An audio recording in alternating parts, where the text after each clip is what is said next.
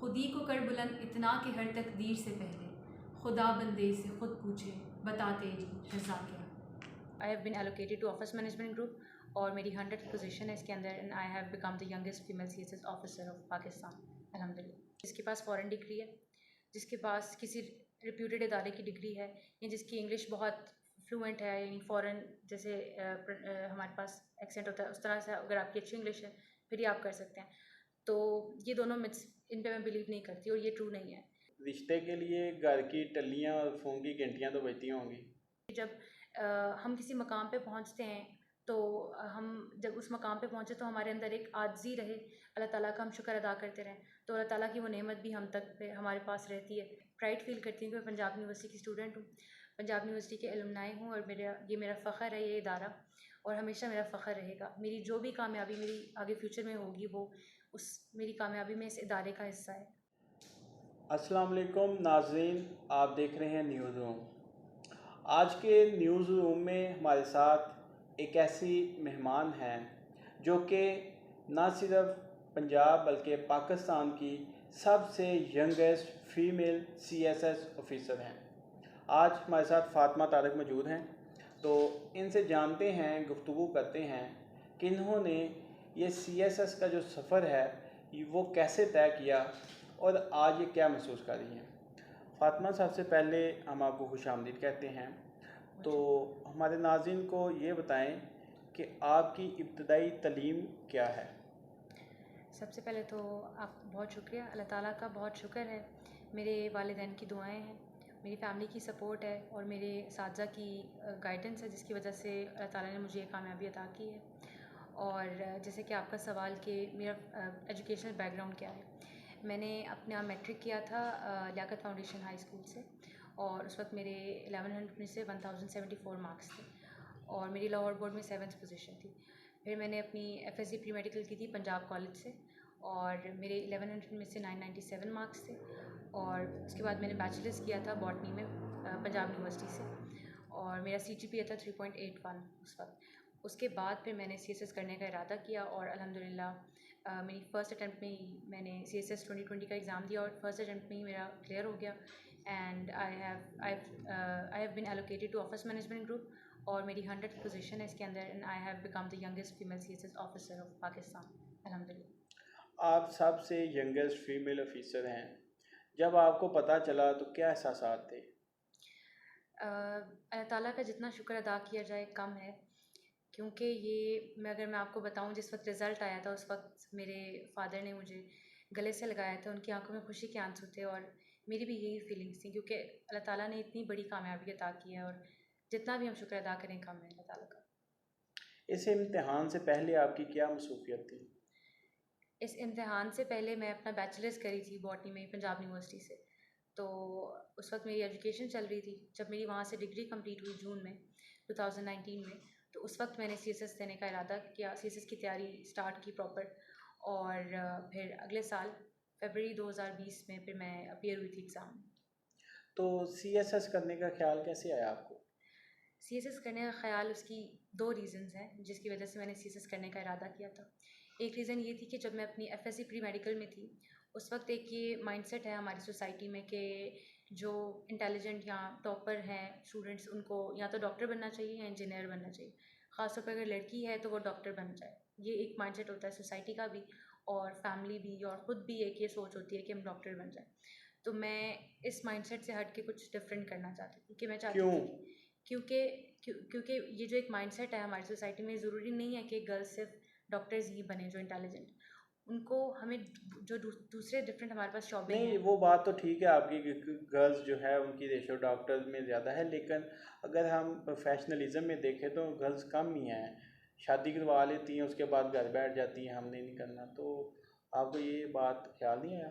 بالکل یہ خیال آیا تھا، بلکہ CSS میں اگر ہم دیکھیں تو اس میں بہت سے چیلنجز آتے ہیں ایسے، خاص طور پہ فیمیلس کے لیے بھی اگر ہم دیکھیں، ان سب چیلنجز کو پراپرلی ان کو سوچ کے اور ان کے بارے میں خود کو پریپیئر کر کے اس کے بعد میں نے ڈیسیجن لیا تھا کہ میں نے CSS کی طرف آنا ہے. اور میرا یہ پورا ارادہ ہے انشاءاللہ کہ پاکستان کی پالیسی میکنگ میں جہاں جہاں بھی میرا میکسیمم میں کنٹریبیوٹ کرنے کی کوشش کروں گی، جہاں جہاں بھی چیزیں میں بہتر کر سکتی ہوں میں کوشش کروں گی کہ میں ان کو ٹھیک کروں. تو ایک تو آپ نے جیسے پوچھا کہ کیا ارادہ کس طرح سے بناتے تو یہ وجہ تھی کہ مائنڈ سیٹ جو ڈاکٹرز والا تھا اس کو چینج کرنے کے لیے میں ایک ایگزامپل سیٹ کرنا چاہتی تھی سوسائٹی کے لیے. دوسری ریزن یہ تھی کہ میں ایسی ایک پروفیشن میں جانا چاہ رہی تھی کہ جہاں پہ میں پاکستان کے لیے کچھ کنٹریبیوٹ کر سکوں. خاص طور پہ ہم جو چیزیں ہم as an individual as a Pakistani citizen ہم بات کر رہے ہوتے ہیں کہ پاکستان کے مسائل کی, تو میں چاہتی تھی کہ ان مسائل پہ جب ہم ایک طرف بیٹھ کے ہم ان پہ بات کرتے ہیں, ان کو کرٹیسائز کرتے ہیں, تو پھر کسی ایسے مقام پہ پہنچوں جہاں پہ مجھے موقع ملے انہی چیزوں کو جہاں ہم کرٹیسائز کر رہے تھے پہلے, اب میرے پاس موقع آئے کہ میں ان کو ٹھیک کر سکوں. تو اگر آپ نے یہ چیزیں نہ ٹھیک کر سکیں, آپ بھی خان صاحب کی طرح کہہ دیں وسائل کی کمی ہے, مسائل زیادہ ہیں, تو پھر کیا ہوگا؟ دیکھیں, جب انسان اپنی زندگی میں صرف ایک پروفیشنلی اگر آپ پروفیشنل لائف میں دیکھیں یا ایک کنٹری کے لیے سرو کرنے کی بات کریں, تو یہ جو چیز ہے یہ صرف یہاں پہ ایسا نہیں ہے کہ آپ نے ایک ڈریم سیٹ کیا ہے, کچھ بھی چیز آپ اس کو اچیو کر پاتے ہیں یا نہیں. ایون آپ اپنی پرسنل لائف میں بھی دیکھیں, اگر ہم اپنی زندگی میں ہمارے کچھ ڈریمز ہوتے ہیں, ہماری لائف کے کچھ گولز ہوتے ہیں, ہم ان کو بھی سم ٹائمس کمپلیٹلی اچیو نہیں کر پاتے, لیکن ہم جہاں ہم کوشش کرتے ہیں ہم پراپر کہ ہم اس کو ٹھیک کریں, جہاں ہمیں موقع ملتا ہے, جتنا ہمارے پاس اختیار ہوتا ہے ہم کوشش کرتے ہیں, تو ہم کافی چیزوں کو بہتر کر بھی لیتے ہیں. 100% تو ہم کسی چیز کا بھی اچیو نہیں کر سکتے, لیکن اس کا 70%, 80%, 90% تک جا سکتے ہیں نا. تو وہی ایک میرے اندر بھی ایک امید ہے کہ انشاءاللہ جتنا میکسیمم میں کوشش کروں گی اپنی پوری کہ میں کر سکوں ٹھیک انشاءاللہ. چلیں, بیسٹ وشیز آپ کے ساتھ. یہ بتائیے کہ آپ کے CSS میں سبجیکٹ کون سے تھے اور اس کی آپ نے تیاری کیسے کی؟ CSS میں میرے آپشنل سبجیکٹس جو ہیں وہ انٹرنیشنل ریلیشنس تھا, US ہسٹری تھا, انوائرمنٹل سائنس تھا, کرمنالوجی اور سوشالوجی, یہ میرے سبجیکٹس تھے. اور اس کی جہاں تک تیاری کی بات ہے تو تیاری میں نے سٹارٹ لیا تھا سیلف اسٹڈی سے. سب سے پہلے تو میرے ایک مینٹور تھے سر ملک رفاقت علی, انہوں نے مجھے اس کے بارے میں گائیڈ کیا. اس کے بعد پھر میں نے سینئر سے گائیڈنس لینے کے بعد میں نے کچھ خود بھی آن لائن چیزوں کو سرچ کیا کہ کیسے کچھ انٹرویوز دیکھے جو سینئر CSPs تھے, CSS آفیسرز مجھ سے پہلے بیچز میں جنہوں نے کوالیفائی کیا, تو وہ تھوڑا سا اس سے اپنی میں نے ڈائریکشن سیٹ کی. اس کے بعد میں نے ایک اکیڈمی جوائن کی تھی, بٹ وہاں سے میں نے تیاری کی تھی 2.5 ماہ آلموسٹ, اور پھر میں نے اس کو فردر پھر اس کے ایگزام اس کے ٹیسٹ وغیرہ دیے اور اس کو پریکٹس کر کے پھر ایگزام دیا. اور سب سے اس پورے جرنی میں ایک جو میری انسپریشن میرے ایک سر ہیں, سر چودھری عبداللہ محمد, بچپن سے وہ میری انسپریشن ہے, اسکول سے کالج اکیڈمی یونیورسٹی, وہ مجھے پورے جرنی میں تھرو آؤٹ وہ موٹیویٹ کرتے رہے تھے, اور وہ میرے بیسٹ مینٹور ہیں. اچھا, CSS میں آپ کی پوزیشن کون سی ہے اور آپ کو جو گروپ ملا ہے وہ کون سا ہے؟ میری CSS میں 100th پوزیشن ہے اور میں پنجاب سے ہوں, اور میری آفس مینجمنٹ گروپ میں الوکیشن ہوئی ہے. اچھا فاطمہ, ایک بات مجھے بتائیے کہ جو نوجوان ہیں ہمارے وہ نیلی بتی کے حصول کے لیے ساتھ توڑ کوششیں کرتے ہیں اور ہٹو بچو پروٹوکول جو ہے وہ اس کے نعرے لگتے ہیں, تو آپ اس پر کیا کہتی ہیں؟ دیکھیں, CSS کرنے کی اگر ہم بات ہیں, جیسے اگر آپ نے جیسے ایک بات کی ہے, اس میں 2 طرح کے لوگ آتے ہیں اس فیلڈ میں. ایک وہ لوگ ہیں جن کو یہ پرکس اینڈ پریویلیجز اور یہ جیسے بھی آپ نے نیلی بتی کی بات کی ہے یا یونیفارم کی بات اگر ہم کریں یا پروٹوکول کی بات کریں, اس کا شوق ہوتا ہے. اور ایک آپ کا شوق ہے؟ نہیں, میرا دوسری کیٹیگری میں خود کو رکھتی ہوں, کیونکہ دوسری سائڈ دوسرے وہ اسٹوڈنٹس ہیں یا وہ لوگ ہیں جن کا واقعی جو آئے ہی اس فیلڈ میں اس لیے ہوتے ہیں کہ انہوں نے کنٹری کو سرو کرنا ہوتا ہے, یا جن کی جس کی انسپریشن یہ ہوتی ہے. جیسے میں نے آپ کو بتایا بھی اسٹارٹ میں کہ میری انسپریشن کیا تھی. تو بیسکلی جب میں نے دیکھا کہ یہ وہ میرے پاس پروفیشن ہے جس کے اندر جا کے میں پاکستان کی پالیسی میکنگ میں کنٹریبیوٹ کر سکتی ہوں, جس کے اندر جا کے وہ جو مسائل جس پہ پہلے میں یا کوئی بھی ہم پاکستانی شہری اس پہ بیٹھ کے ہم اس پہ کرٹیسائز کر رہے ہوتے ہیں, اس کو تنقید کا نشانہ بنا رہے ہوتے ہیں, لیکن اب ہمارے پاس موقع ہوگا کہ ہم چیزوں کو بہتر کر سکیں. تو میں اس کیٹیگری میں خود کو رکھتی ہوں کہ میں الحمدللہ I am the first CSS officer in my family. تو میری پیورلی یہی انٹینشن تھی کہ میں کسی ایسے مقام پہ پہنچوں جہاں پہ میں پاکستان کے لیے کچھ بہتر کر سکوں چیزوں کو تھوڑا. اچھا, ہمارے ناظرین کو یہ بتائیے کہ جس نے CSS کرنا ہو تو اس کی کونسلنگ کیسے کرنی چاہیے, کیونکہ ہمارے بہت سارے طالب علم ایسے ہوتے ہیں جو میٹرک اور FA میں ان کو نہیں پتہ ہوتا کہ ہم نے CSS کرنا ہے, تو ان کو ایک ٹریک کے اوپر لانے کے لیے کیسے ان کی کونسلنگ ہونی چاہیے؟ سب سے پہلے آپ کے اس کوشچن کو اگر میں اس کے 3 پوائنٹس میں یہاں پہ بتانا چاہوں گی. سب سے پہلی بات تو یہ ہے کہ جب آپ تیاری کی سٹارٹ کرتے ہیں تو تین طرح سے آپ اپنی اپروچ فالو کر سکتے ہیں. ایک تو یہ ہے کہ آپ سیلف اسٹڈی سے اسٹارٹ لیں. دوسرا یہ ہے کہ آپ کو اکیڈمی جوائن کر لیں. تیسرا یہ ہے کہ آپ ایک دفعہ اپنے کسی مینٹور سے, کسی سینئر CSS کوالیفائر سے اپنی ڈائریکشن ایک دفعہ سیٹ کروا لیں, اس کے بعد تیاری کریں. تو یہ 3 چیزیں ہیں, 3 اپروچز ہیں جن کو فالو کر کے اسٹوڈنٹس اپنی تیاری اسٹارٹ کرتے ہیں CSS ایسپیرنٹس. تو میرے نزدیک جو بیسٹ اپروچ ہے وہ یہ ہے کہ آپ ایک مینٹور ڈھونڈیں, ایک مینٹور کو اپروچ کریں, اس سے اپنی ایک دفعہ ڈائریکشن سیٹ کروائیں, آپ نے تیاری کیسے اسٹارٹ کرنی ہے, کون سی بکس آپ کو سبجیکٹس کے لیے لینی ہے, وہ ایک دفعہ اپنے مینٹور سے جو ہے اپنی ڈائریکشن سیٹ کروا لیں.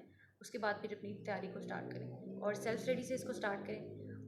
اور اگر آپ کو ضرورت پڑے, آپ کو لگتا ہے کہ اگر آپ کو کوئی ٹیچر جوائن کرنا چاہیے پھر فردر کسی سبجیکٹ کو امپروو کرنے کے لیے, فار ایگزامپل انگلش, یا اگر آپ کو اکیڈمی جوائن کرنا چاہیے, آپ کی کوئی روٹین سیٹ نہیں ہو پا رہی خود سے, تو وہ اس کے اکارڈنگ پھر آپ اس کو جوائن کر سکتے ہیں.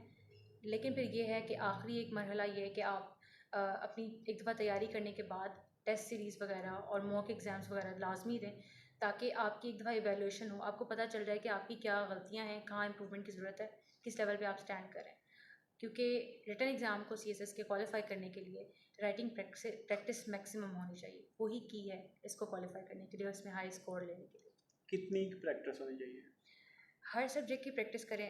اس میں بیسکلی رائٹنگ پریکٹس کی جب ہم بات کرتے ہیں نا, تو اس کے اندر جو ایک رائٹنگ اسکل ہے, پیپر پریزنٹیشن اسکل ہے, وہ سیکھنی پڑتی ہے. اگر وہ آپ پراپر سیکھ لیتے ہیں تو وہ آپ کی ہر سبجیکٹ میں آپ اس کو فالو کریں گے, ہر سبجیکٹ میں وہ آپ کو ہیلپ کرے گی. اور باقی جو آپ ہر سبجیکٹ کے ایٹ لیسٹ پاس پیپرس کو سالو کر کے دیکھیں, پچھلے 5 سال کے کر سکتے ہیں یا 3 سال کے کر لیں, آپ لازمی وہ سالو کر کے دیکھیں. اس سے ایک تو آپ کو اس سبجیکٹ کی انڈرسٹینڈنگ بھی ہوگی کہ اس سبجیکٹ کو میں نے کیسے اٹیمپٹ کرنا ہے, ایگزامنر مائنڈ سیٹ سمجھ آئے گا. پھر آپ کو آئیڈیا ہوگا کہ آپ کا ٹائم مینیج ہو رہا ہے کہ نہیں. ٹھیک ہے, پھر باقی آپ کو یہ بھی ایک چیز پتہ چلتی ہے کہ سم ٹائمز ہم جب CSS کی تیاری کرتے ہیں تو ہمارے پاس ریسورسز بہت زیادہ ہوتے ہیں, تو ہمیں یہ پتہ چلتا ہے کہ ہم نے اپنے نالج کو لمٹ کیسے کرنا ہے. یعنی کہ رینڈم آپ بہت ساری کتابوں سے پڑھے ہوتے ہیں, تو جب آپ پیپر دیتے ہیں, اٹیمپٹ کرتے ہیں ایک ٹاپک کو, ایک کویشچن کو, تو آپ کو پتہ چلتا ہے کہ اب میں نے اس میں کیا لکھنا ہے اور کیا نہیں لکھنا. یہ بھی امپورٹنٹ بات ہے کہ آپ کو CSS کی تیاری میں پتہ چلے کہ کیا چیز آپ نے کرنی ہے اور کیا نہیں کرنی. اچھا, تو اب آپ چونکہ آفیسر بن چکی ہیں, تو رشتے کے لیے گھر کی ٹلیاں اور فون کی گھنٹیاں تو بجتی ہوں گی. جی, یہ چیز تو صرف CSS آفیسر کے لیے نہیں, یہ تو زندگی کا حصہ ہے. ہر ایک کی لائف میں یہ وقت آنا ہوتا ہے, اور اللہ تعالیٰ کو جب منظور ہوگا تو میری لائف میں بھی آ جائے گا, اور اللہ تعالیٰ خیر خیریت سے لائے انشاءاللہ. ویسے اچھا, یہ بتا دیجئے کہ CSS کرنے کے لیے جو ایجوکیشنل بیک گراؤنڈ ہے جی, وہ کتنا ہیلپ فل ہوتا ہے اور کس طرح کا ہونا چاہیے؟ CSS کے لیے بہت سے متس ایک مارکیٹ میں پائی جاتی ہیں. وہ یہ کہا جاتا ہے کہ جس کے پاس فورن ڈگری ہے, جس کے پاس کسی ریپیوٹیڈ ادارے کی ڈگری ہے, یا جس کی انگلش بہت فلوئنٹ ہے, یعنی فورن جیسے ہمارے پاس ایکسینٹ ہوتا ہے اس طرح سے اگر آپ کی اچھی انگلش ہے پھر ہی آپ کر سکتے ہیں. تو یہ دونوں متس, ان پہ میں بلیو نہیں کرتی, اور یہ ٹرو نہیں ہے. میرے پاس نہ ہی فورن ڈگری ہے اور نہ ہی کہہ سکتے ہیں کہ میری انگلش بہت ایکسیلنٹ تھی. تو یہ دونوں صرف متس ہی ہیں. تو یہ میٹر نہیں کرتا کہ آپ کی انگلش بہت ہائی فائی ہو اور آپ کے پاس فورن ڈگری ہو تو تبھی آپ CSS کر سکتے ہیں. صرف میٹر کرتی ہے تو ایک چیز, وہ یہ ہے کہ آپ کی ہارڈ ورک, آپ کتنی محنت کرتے ہیں اس پورے پروسیس میں. بہت سے لوگ ہیں, میں ایون ایسے لوگوں کو جانتی ہوں جو ٹاٹ کے اسکولوں سے پڑھے ہوئے ہیں لیکن وہ CSS آفیسرز ہیں. آپ میرے ٹاٹ اپنے اسکول بیچ سے میں ہیں؟ بھی نہیں, میں خود تو ٹاٹ کے اسکول سے نہیں پڑھی, لیکن میرے بیچ میں بھی ایسے لوگ ہیں, میں نے سینئرز میں بھی ایسے لوگ دیکھے ہیں. تو پھر انہوں نے کیا کیا کہ انہوں نے اپنی انگلش پہ محنت کی, اس کو امپروو کر لیا, اس کے بعد انہوں نے آگے فردر اپنی CSS میں باقی سبجیکٹس میں بھی محنت کی, تو اللہ تعالیٰ نے ان کو ان کی محنت کا پھل دیا. آپ چونکہ پنجاب یونیورسٹی کے الومنائی ہیں, تو پنجاب یونیورسٹی کو کیا پیغام دیں گی, یا جو ان کے اسٹوڈنٹس ہیں ان کو کیا کہیں گے؟ پنجاب یونیورسٹی کے اسٹوڈنٹس کے لیے میرے پاس ایک جو میسیج ہے, وہ پہلے تو یہ کہ میں یہ کہنا چاہتی ہوں کہ پنجاب یونیورسٹی کے لیے کہ میں پرائڈ فیل کرتی ہوں کہ میں پنجاب یونیورسٹی کی اسٹوڈنٹ ہوں, پنجاب یونیورسٹی کے الومنائی ہوں, اور یہ میرا فخر ہے یہ ادارہ, اور ہمیشہ میرا فخر رہے گا. میری جو بھی کامیابی میری آگے فیوچر میں ہوگی وہ میری کامیابی میں اس ادارے کا حصہ ہے. اس ادارے کے جو ٹیچرس تھے میرے ڈپارٹمنٹ کے, میں باٹنی ڈپارٹمنٹ سے بلانگ کرتی ہوں جیسے کہ, تو ان سب کا میری اس کامیابی میں حصہ ہوگا.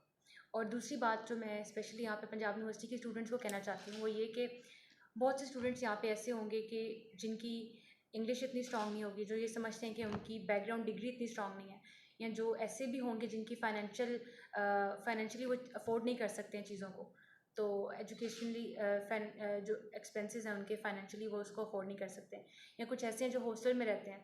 تو جتنے بھی آپ کی لائف میں چیلنجز ہیں، کچھ گرلس ہیں کنزرویٹیو فیملی سے ہوں گے. جیسے اگر میں اپنی بات کروں تو میں خود بھی ایک کنزرویٹیو فیملی سے ہوں جہاں پہ گرلس کی 21 ایئرس کی ایج میں شادی ہو جاتی ہے، اور I am the first one جو آفس اور فیلڈ جاب کی طرف آئی ہے. تو یہ چیلنجز میری لائف میں بھی تھے. تو ان سب چیلنجز کو آپ کی لائف میں بھی ہوں گے، لیکن آپ نے ان سے گھبرانا نہیں ہے، ان کا مقابلہ کریں بہادری سے، اور اللہ تعالیٰ کی ذات پہ یقین رکھیں، اپنی محنت پہ یقین رکھیں، تو اللہ تعالیٰ آپ کو ضرور کامیابی دیں گے ایک دن انشاءاللہ. باقی سب سے امپورٹنٹ بات ایک یہ بھی ہے کہ جب ہم کسی مقام پہ پہنچتے ہیں تو ہم جب اس مقام پہ پہنچے تو ہمارے اندر ایک عاجزی رہے، اللہ تعالیٰ کا ہم شکر ادا کرتے رہیں، تو اللہ تعالیٰ کی وہ نعمت بھی ہم تک پہ ہمارے پاس رہتی ہے، اور ہم پھر میکسیمم پھر آگے لوگوں کی بھی مدد کر سکتے ہیں. اور جب بھی آپ کسی مقام پہ پہنچے تو یہ بھی ضرور کوشش کریں کہ میکسیمم جتنے لوگوں کی ہو سکے آپ کے آس پاس ان کی مدد کر سکیں، اور ایمانداری سے اور آنیسٹلی سنسیئرلی ان کی مدد کریں. ناظرین، جس طرح آپ نے فاطمہ کی گفتگو سنی اور ان کا یہی کہنا ہے کہ میں پاکستان کی ترقی اور خود مختاری کے لیے جو ہے وہ کام کروں گی، اور جو اس سفر میں CSS کا جو سفر ہے اس میں میرے والدین اور اساتذہ کرام، خاص طور پر ادارے کا پنجاب یونیورسٹی کا بہت عمل دخل ہے. اپنے میزبان شان اشرف کو اجازت دیجیے. اللہ حافظ.